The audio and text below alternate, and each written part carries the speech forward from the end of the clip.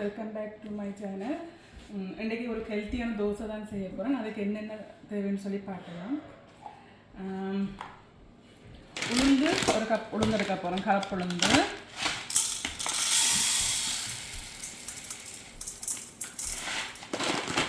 ஒரு கப் கலப்பு உளுந்து, அதே கப்பால் 2 கப் விறகு அரிசி எடுக்கிறேன். இது விறகு அரிசி எல்லாம் உண்டா போட்டு ஊற வைப்பேன். ஓகே, அப்புறம் இது ஊற வச்சு மிளகாட்டின பச்சைப்பயிறு, அது கொஞ்சம்.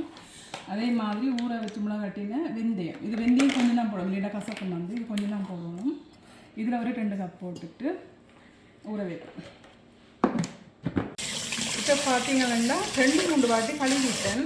ஆனால் ஊட்டியாக தான் வருது. ஒரு 4-5 வாட்டி நல்லா பிசைஞ்சு வரைக்கும் கழுவணும். அப்போ தான் தோசையும் நல்லா சொத்தாக வரும்,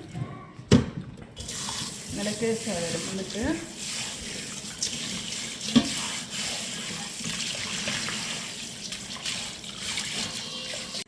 ஓகே, இப்போ பார்த்தீங்கன்னா நான் ஒரு 4-5 வாட்டி கழுவிட்டு இப்போ ஊற வச்சுருக்கேன். உளுந்தையும் விறகரிசியும் ஊற வச்சுருக்கிறேன். அதே மாதிரி இதெல்லாம் நல்லா க்ளீன் பண்ணிட்டு தான் நல்லா ஊற வச்சு தான் எடுத்து வச்சுருக்கிறேன். அப்போ இது ஊற போட தேவையில்லை. மிக்சியில் அடிக்கும் போது 2ஐயும் சேர்த்து மிக்சியில் அடிக்கலாம்.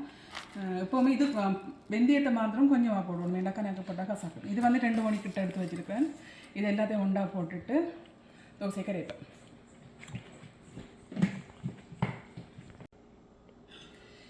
இப்போ நான் ஊற வச்சது எல்லாத்தையும் எடுத்து மிக்சியில் அடிச்சுட்டு கொஞ்சம் உப்பு போட்டுட்டு நல்லா புளிக்க வச்சேன்னா நல்லா பொங்கி புளிச்சு வந்துட்டு இருக்குது. அதுக்கு இப்போ ஒரு சம்பல் செய்யணும். நாங்கள் வந்து அரைக்கிற சம்பலை விட இடிக்கிற சம்பல் நல்லா இருக்கும். அதுக்கு தேவையான சாமான் எடுத்து வச்சுருப்பேன். சித்தலை மிளகாய், கருவேப்பிலை, பெரிய சீரகம், வெங்காயம், உப்பு, சின்ன துண்டு இஞ்சி, புளி, தேங்காய் பூ இந்த பேக்கெட்டில் எடுத்து வச்சுருக்கிறேன். இப்போ பார்ப்போம், சம்பல் இடிச்சிட்டு நாங்கள் தோசை செய்யலாம். இப்போ அடுப்பில் சட்டியை வச்சுட்டு எண்ணெய் விட்டுருக்கேன். எண்ணெய்க்குள்ளே தனியாக செத்த மிளகாயை போட்டு நல்லா கருக விடாமல் நல்லா பொரிச்செடுப்போம். தனியாக செத்த மிளகாய் மாத்திரம் பொரிச்சிட்டு எடுக்கணும்டா. ஓகே, மற்ற எல்லாம் தேவையில்லை, எண்ணெயில் கூட தேவையில்லை. இப்போ பார்த்தீங்கன்னா நல்லா பொரி வட்டிட்டு மிளகாய் நாங்கள் உரலில் போட்டு இடிப்போம் சம்பல்.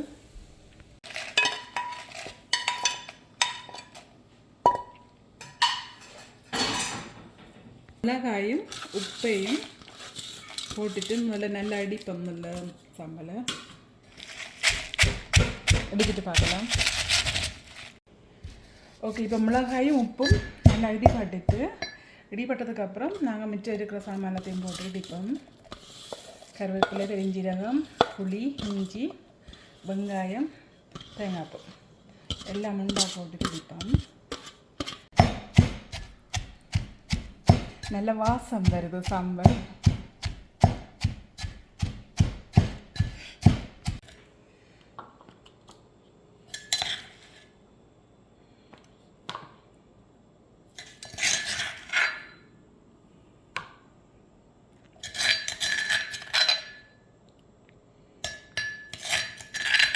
ஓகே, இப்போ பார்த்தீங்கன்னா எல்லாமே கரெக்டாக இருக்குது. உப்பு, புளி, உரைப்பு, தேங்காய்ப்பு எல்லாமே கரெக்டாக இருக்குது. நல்ல வாசமாக இருக்குது. இப்போ என்னுடைய சம்பல் ரெடி ஆகிட்டு இப்போ நாங்கள் தோசை செய்யலாம்.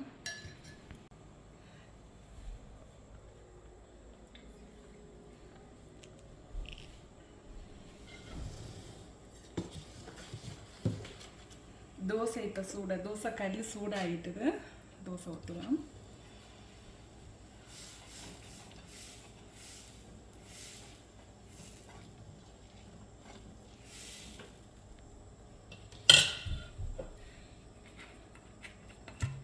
இதுக்கு கொஞ்சம் நல்லெண்ணெய் மேலே விடலாம், இல்லைன்னு சொன்னால் நெய்யும் விடலாம். ஆனால் கொஞ்சம் நல்லெண்ணெய் விட்டால் நல்லா இருக்கும். அதை நான் நல்லெண்ணெய் விட்டேன்.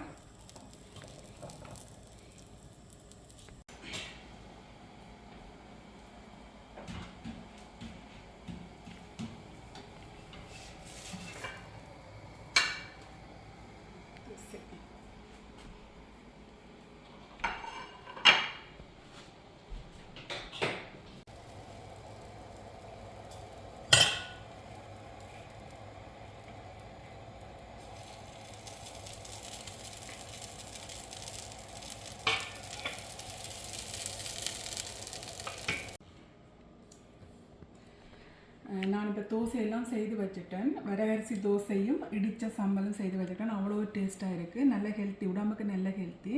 இதான் எங்கள் வீட்டு நைட் சாப்பாடு இன்றைக்கி. இந்த வீடியோ பிடிச்சிருந்தா லைக் பண்ணுங்க, மறக்காமல் சப்ஸ்கிரைப் பண்ணுங்க. தேங்க்ஸ் ஃபார் வாட்சிங்.